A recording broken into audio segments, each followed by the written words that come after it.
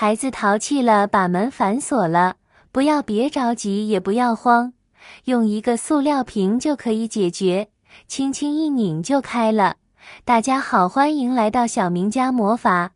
如果家里有小孩子，经常会把自己反锁在卧室里，孩子在里面急得哇哇哭，大人又没有办法从外面打开，这个时候就非常麻烦了。我们只需要提前做一些准备，一旦遇到这种危险的情况，也不用着急叫开锁匠，咱们自己在家就能够解决，赶紧跟着一起来看看吧。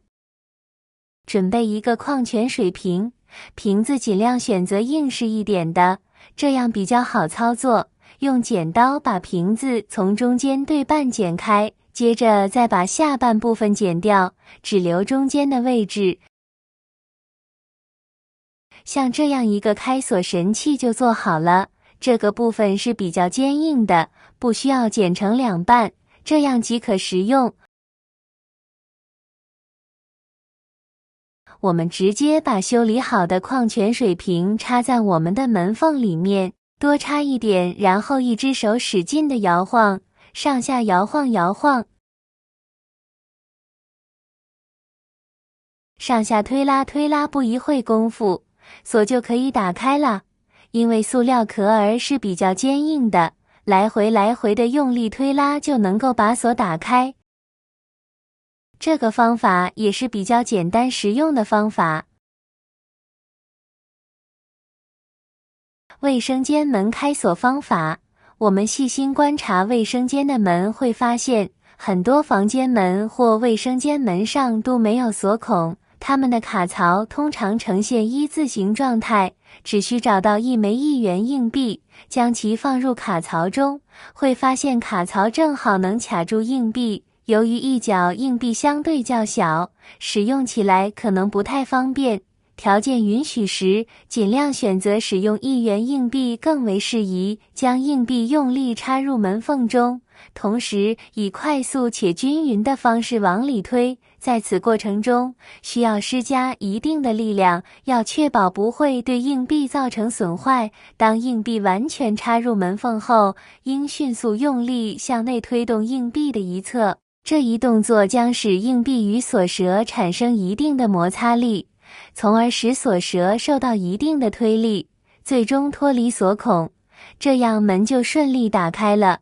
对于家庭卫生间门为什么会设计成这种锁，其实是有原因的。为了防止家人洗澡时可能出现晕倒或突发事故，通常会在门把手的下方设计一个圆形的小开关，这个实心小按钮实际上是与门内反锁开关相连的。卫生间门从内部被反锁，只需取一枚硬币过来，将硬币的一侧卡在按钮上方，然后旋转一下，就能够听到开锁的声音。卫生间门内的锁已经被打开了，这样卫生间门就能够被轻松打开了。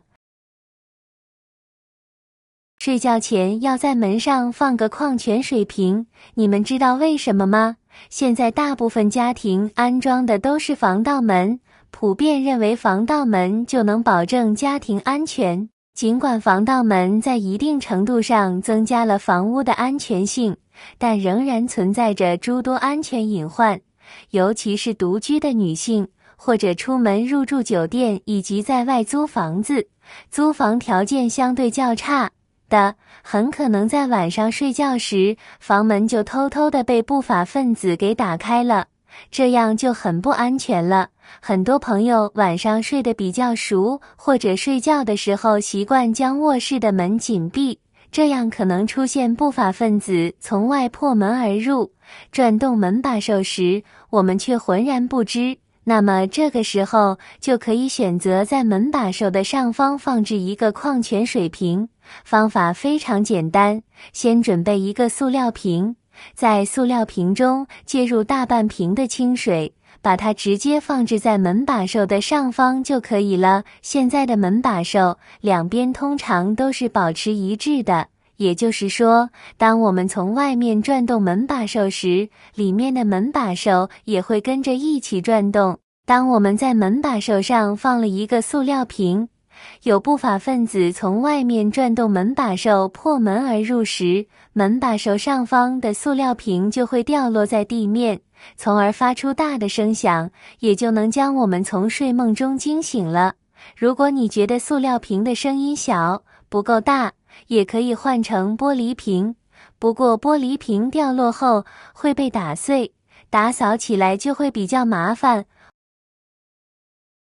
我们只需要回到家，将门关上后，拿钥匙插到房门内部的钥匙孔里，再将它转上一圈。这个钥匙也不要给它拔出来了，将钥匙转上一圈，也就是把门给反锁了。而钥匙不拔，钥匙孔就被堵住了。如果遇到半夜有小偷想通过破解门锁来开门的话，这个方法就行不通了，大大提升了家庭安全。我们将钥匙插在钥匙孔中还有一个好处，就是可以避免忘带钥匙。在早上出门时，我们需要先旋转钥匙来解除反锁，才能将门打开。这样一来，开门后自然会把钥匙带在身上或放进包里，避免了忘带钥匙的尴尬情况。家里的门锁打不开的时候，就用一张身份证把它轻松打开。这个门锁如果没有钥匙的情况下，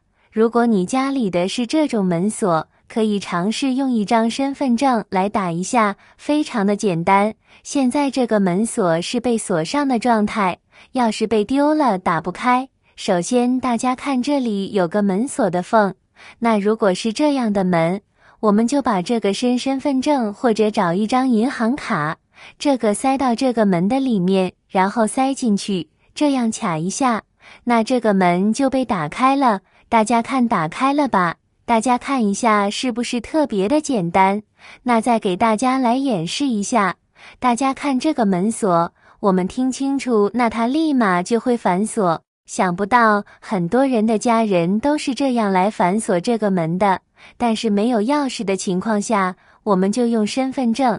现在再给大家来演示一下，大家看直接都要放进去，放进去之后，这个卡片上下这样拨得更好，那上下这样拨动，大家看这个时候门就已经被打开了。那我们反锁的时候也是这样，这个方法也是非常简单的。好了，今天的精彩小视频就分享到这里了。如果您也喜欢我的视频，麻烦帮我点个赞吧。感谢大家的支持，我们明天视频再见。